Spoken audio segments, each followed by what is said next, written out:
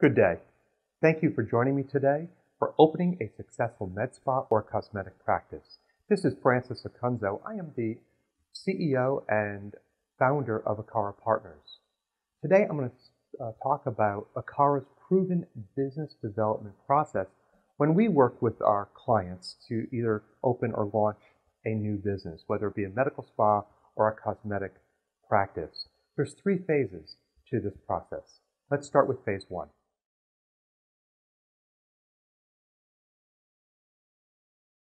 All right.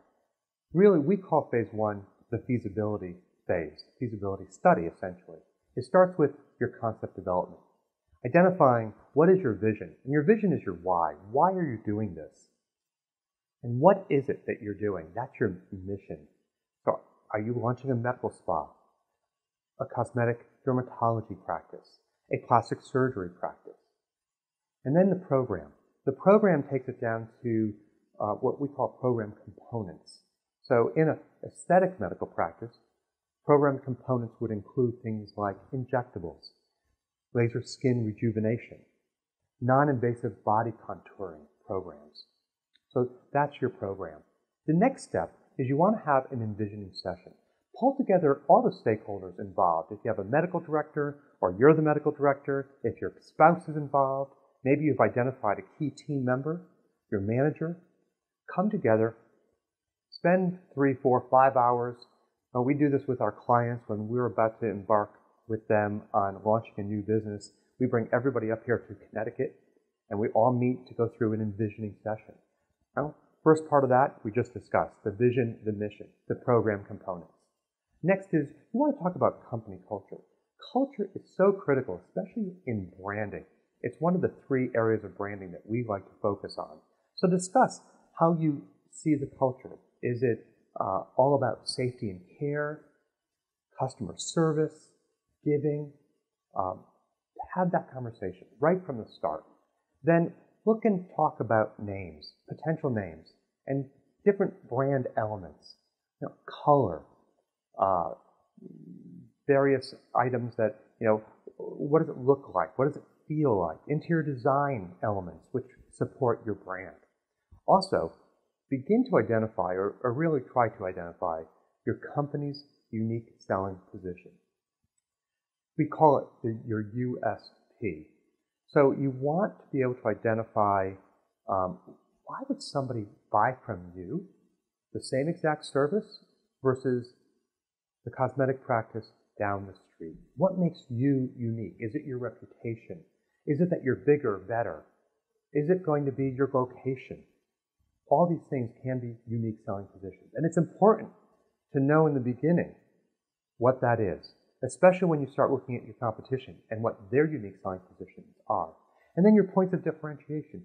These are smaller elements, oftentimes brand elements, that make your practice different than the practice down the street. And then finally, talk about what makes for a successful practice. Where will you be in 5 years if you define your practice as being successful? Is it a financial goal? Probably. That's usually on the list. Is it a reputation goal? Wanting to be the best in the market, the most well-known? That could easily be on the list. Is it about your business and the team? Wanting to build a team where people want to work and the length of service is extensive beyond what is typical in a small business? Those things all can be measurements of success.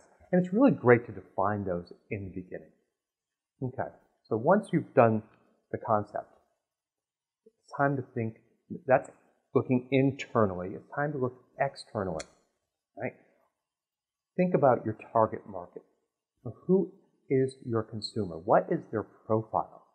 Women, ages 35 to 64, living in households with incomes of $75,000 or more. Typically for a plastic surgery practice, that may be the defined consumer profile, your target market. For a medical spa, it may be ages 18 to 54, living in household incomes of $50,000 to $125,000. For a med spa, that could be your target audience, the consumer profile of your target market. You also want to think about, where are these people living? What's your defined market area? Is it the town you live in and maybe one other town going outward? Is it a 20-minute drive time? Is it a 30-minute drive time? Again, depending on who you are as a business, what is your market position will help define that market area. If you're a well-known plastic surgeon looking to launch a medical spa, you're going to be looking at 30-minute drive times, maybe 40-minute drive times. If you're an entrepreneur looking to launch a medical spa for the first time, introducing it into a market, you're probably looking at a 20-minute drive time. Okay. Continue on with the market assessment. Identify exactly what that defined market area looks like. More so, think about things like proximity. All right, where I want to do business, is it in proximity to the target audience that I'm seeking to draw into my practice? Accessibility. Do I want to put this business on a major thoroughfare, on a secondary thoroughfare, off a major thoroughfare, where it's easy access, right, to the highway, right? We recommend within a quarter mile of a major exit. You also want to be considerate of, crossing major roads, which can be difficult for people. Parking lots are difficult to get in and out of. And then visibility. Visibility is not essential to your practice, but it's really helpful and can help reduce your marketing spend. If you have a great sign on a very busy secondary road, you may be able to have more, visibility in the marketplace without having to communicate the message via advertising. So think about where you're going to locate your business as it relates to your market, the accessibility, where within specifically the market you want to be. And then when you get down to site selection, which we'll talk about a little bit later in phase 2, you're going to want to look at the visibility of the actual site. Then conduct competitive analysis. Competitive analysis is going out, identifying who are your competitors, and actually visiting them and looking at their unique selling position, their points of differentiation, definitely their pricing. Now, once you've done all of that, test your concept against the market findings. Okay? In other words, once you have identified all the competitors and what their unique selling positions are, their points of differentiation, their service sets, their pricing, go back to your original concept. Does it hold up? Do you need to add to it? Do you need to contract it? Do you need to define it more clearly? And once you've done that refinement, it's then time to identify what you can achieve from a standpoint of sales. And write out a sales forecast. Now, this is easier for us, which we have over 100 locations in our database, to look back and see what they did in year 1, 2, 3, 4, and 5. But you can do this. You can't do demand analysis, which is the first one on my list here. You can't really do comparable analysis, but you can do utilization analysis. So identify how large you want to have a space. So if it is 4 procedure rooms or 4 treatment rooms, how often will they be staffed? How often, or what will be the utilization? So this is utilization analysis. What's going to be the utilization of those treatment rooms? 75%? That's good. That's probably good in year 3, on to 4 and 5. But in year 1, it may only be 40% utilized. So figure out how much per hour you can produce in a room, and just do the math and figure out what's the potential for your 2,500 square foot 4 treatment room, procedure room location. And remember, different things bring in different dollars. So if you're looking at injectables, so you have an injectable room, that's going to bring in a certain number of dollars. If you have a higher level procedure room, not really a surgical suite, but a room that you're doing laser lipolysis, that's going to bring in higher dollars potentially. But it's going to be utilized less. So play this, run the numbers, do your sales forecast. It's going to be an important part of what you'll show a bank for financing. And try to get it as realistic as possible. I highly recommend always being conservative. The next thing you want to do is your architectural program. So now that you have your sales forecast, and you believe you can do $1.5 million, and that's going to be broken out X dollars in retail and X dollars in laser lipo and X dollars in injectables, Identify how many square feet for each program area you will need. How many injectable rooms? How many laser lipo rooms? How many skin rejuvenation rooms? How many aesthetic rooms for clinical facials? How many square feet of retail do you need to accomplish $10,000 a month in retail sales? What you want to do is maximize your return on investment. Don't overbuild. Everybody will always ask me, like, oh, but if I don't have enough space, then what happens? Well, that's a great place to be in. I'd rather you be busting at the seams, thinking about a second location or an expansion or a move to a new location, than to be sitting there thinking, wow, I shouldn't have rented at least 3,500 square feet. It should have been 2,200 square feet, right? So be conservative in your architectural planning as well. Then it's time to do your financial planning. You have to identify your capital requirements. How much does it cost for your tenant improvements? What is the furniture and equipment that you need, and what will be the cost of that furniture and equipment? Your startup expenses.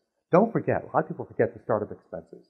Those include things like paying consulting fees for Acara partners to come in and help you do this, if that's something you decide to do.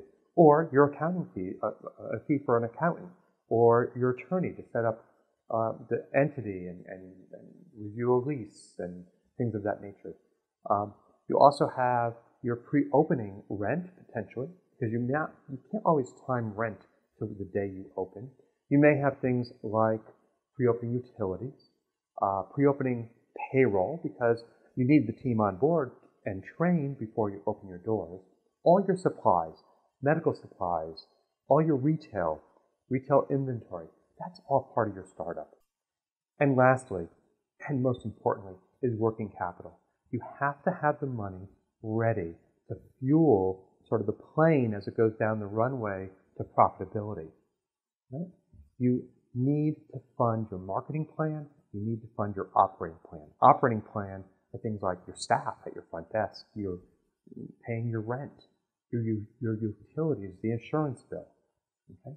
All of that is going to cost you money prior to bringing in enough funds to cover the total cost. Thus, you will lose money in your first, second, third, fourth, fifth, or sixth month even. And you need to figure out how much and be ready. We find typically you need anywhere from $25,000 for a smaller operation up to $75,000 to fund the plans, the marketing plan and the operating plan for your working capital. The number one reason why new businesses fail is because they were undercapitalized once they open the door. Do not forget about your working capital. Finally, do a pro forma. First, start with metrics that you need to actually run the numbers. So think about, we were talking earlier, utilization rates, productivity rates. Productivity rates would be how much per hour in a program area. Staffing levels, remember we were talking about how much you're going to staff your facility. Come up with these assumptions, outline them, and then run a 5-year financial model. Income statement, balance sheet, and cash flow. Once you've done all of this, you can look at your potential return on the investment, and you're now ready to go on to phase 2.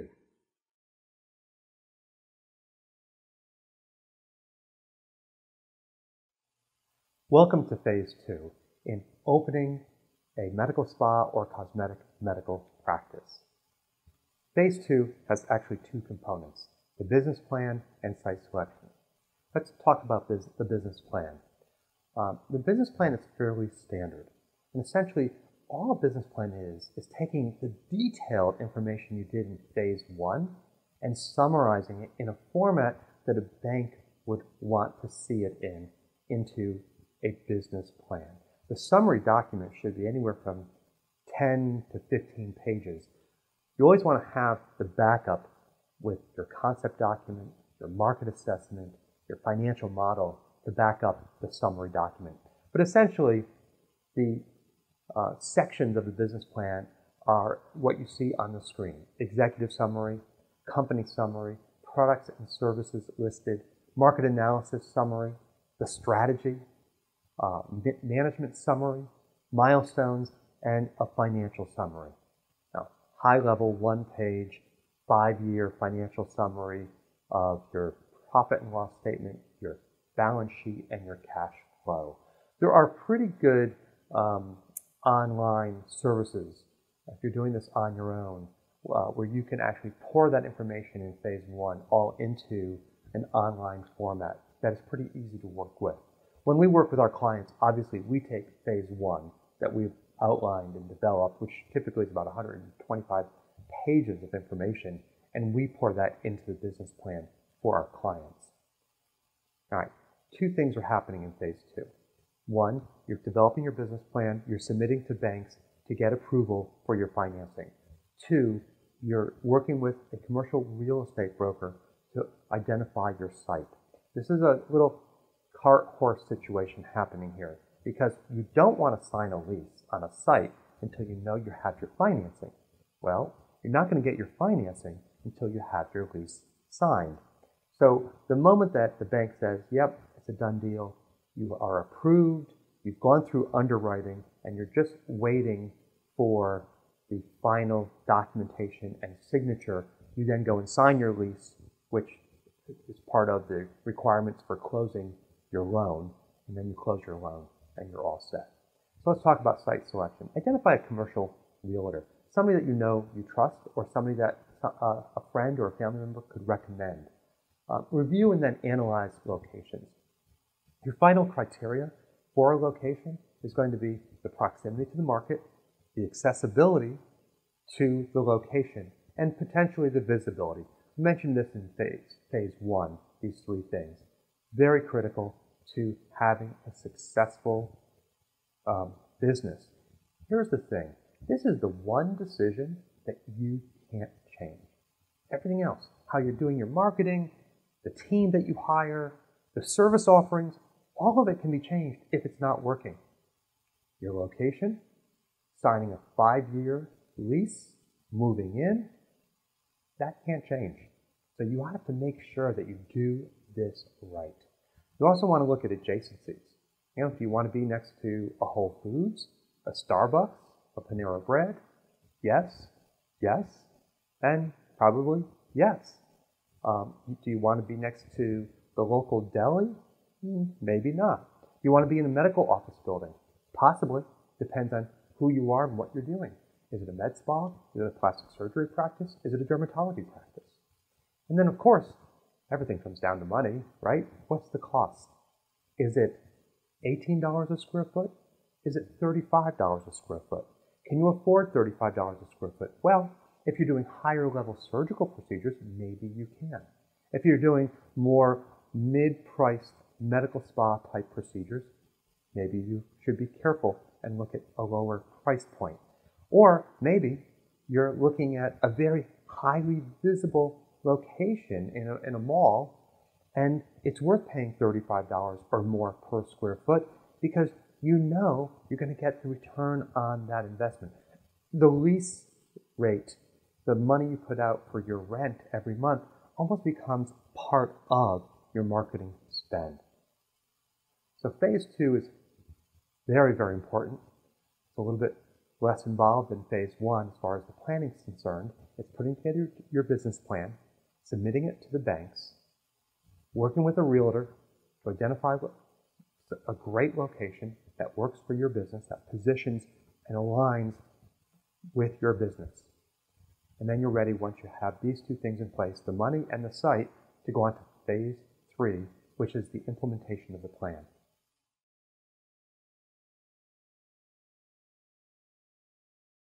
In phase 3, we look at the implementation of the plans that we created in phase 1 and 2. First off, let's start with architectural and interior design. Now, you need to take the concept and put it into a layout. You need to work with an architect or an interior designer that can actually lay out all of the program areas that are in your concept. You need to think about color scheme. Color scheme should be reflective of your brand. So any brand work that you need to have done should be complete before you get into thinking colors and interior design. Interior specifications. What type of molding, what type of lighting, furniture and fabrics during this phase. It's important to think about what you need for furniture. Fabrics. Is it soft? Is it smooth? Is it rough to the touch? And of course, art and accessories is very important to creating a visually pleasing space. During implementation, building your brand has to happen. Finalizing your unique selling position and differentiators. Those support what your brand will look like. Logo design, you need to design a brochure, and other collateral materials. Sort of put together a collection of that corporate collateral, which is letterhead, stationery, folders, business cards, appointment cards, and things of that nature. Up on the screen, you can see a few of the brands that Acara has designed and developed for clients. It's also time to do your marketing and promotions plan. During your financial pro forma, you identified a marketing spend, a monthly or quarterly marketing budget. Now it's time to actually detail that out. Pre-opening and launch plan first. So what are the tactics that you're going to implement, whether it be digitally, such as a social media plan, a paid search advertising plan, online listings, utilizing an email broadcast system, online news releases. All of those details of it, the online footprint that you want to create, should be detailed in your plan. And then traditional marketing, such as billboards, great to announce a new business, print advertising, direct mail, invites to launch parties. So all of those things are very important in identifying your pre-opening and your launch plan. And we consider the pre-opening launch plan to be the month prior to opening, 2 months into the opening. And then you want a detailed marketing budget, identifying what this will all cost. Make sure it ties back to your financial pro forma. Also, in the implementation, you need to flush out your services and clearly define what's that list of services that you're going to implement or open with. Create a service menu with descriptions. You need to also identify the products and the equipment that you will need to implement these services and offerings and procedure offerings. And define the retail program. What are you going to offer on your retail shelf? What is available through your estheticians and your clinical professionals? And make sure you keep it fairly simple. And also make it clinical. You're a medical spa, you are a cosmetic medical practice. Make it as clinical and streamlined as possible. Okay. You need to equip your spa, your med spa, or your cosmetic medical practice. Once you identify those services, what lasers do you need? What treatment tables do you need? The merchandising of the retail. What kind of shelving units, flat panel TVs in the waiting area to help promote the business. Think administrative equipment too. Don't forget, you need office equipment. You need computers. You need software to run those computers.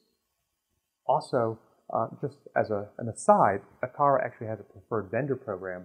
If you are working with us on launching or developing, opening a medical spa or cosmetic medical practice, we're able to get national buying discounts for all of our clients on these types of things. Typically, we can save a client anywhere from $30,000 to $40,000 off what they can accomplish themselves. You need to think about management systems, standard operating procedures, employee handbook, service protocols, sales tools, point of sale software, critical decisions, and you want to have all of these in place to really have a well-run, smooth operation. You have to recruit your team. You have to first recruit a manager. Maybe you are the manager launching this. You're an entrepreneur that's going to be the manager. If not, you need to have a practice manager to run the ship.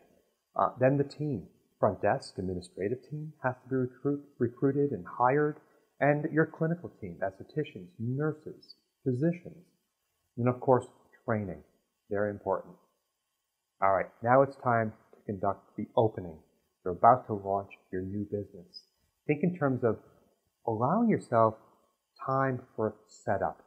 Once the contractor, your builder, hands you that key, you're going to need some time to make sure your facility is properly set up. One, you're going to have to clean it up, make sure it's ready to open. 2, you're going to have to stock the shelves, unpack boxes, crates, and things of that nature to make sure all the equipment and supplies are in place.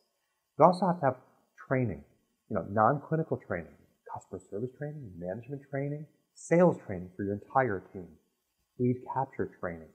You're going to have clinical training, product and service training provided by vendors, maybe by other consultants, clinical training on how to use lasers, how to use injectables. Think about that in advance. You want to time your training with your opening. I always get nervous when a physician starts doing training 6 to 9 months out because they won't be utilizing or the skills that they've learned for too long, and they're going to lose it. Use it or lose it. So you want to time any training, especially clinical training, to be fairly close to your opening, within the 3 months of opening to do your clinical training. We also recommend doing a friends and family week, or at least a few days. This is an opportunity for you to get rid of the bugs in the system. Have people walk in the front door, be greeted by your front desk, checked in, checked out, identify the flow from front desk to waiting area, from waiting area to the clinical area, and then back out again. So Friends and Family Week is a great way to get the team comfortable with the environment, their tools, and everything they're doing and interacting with the customers, the client, the patient. Soft opening. Now, when I say soft opening, I'm not talking about having your facility partially set up. I'm talking about a fully set up operation. It's just prior to having a grand opening, announcing that big party and having the general public come in for a party, an event, the press, the local press, maybe national press, depends on what type of business you're launching. So I like a soft opening. Give yourself 2, 3, or 4 weeks prior to having your big grand opening event. And then, of course, it's time to celebrate the launch of your new practice, your new med spa, with a grand opening event. So those are the 3 phases of how Acara Partners opens a medical spa or a cosmetic medical practice for one of our clients. Thank you for joining me on this webinar.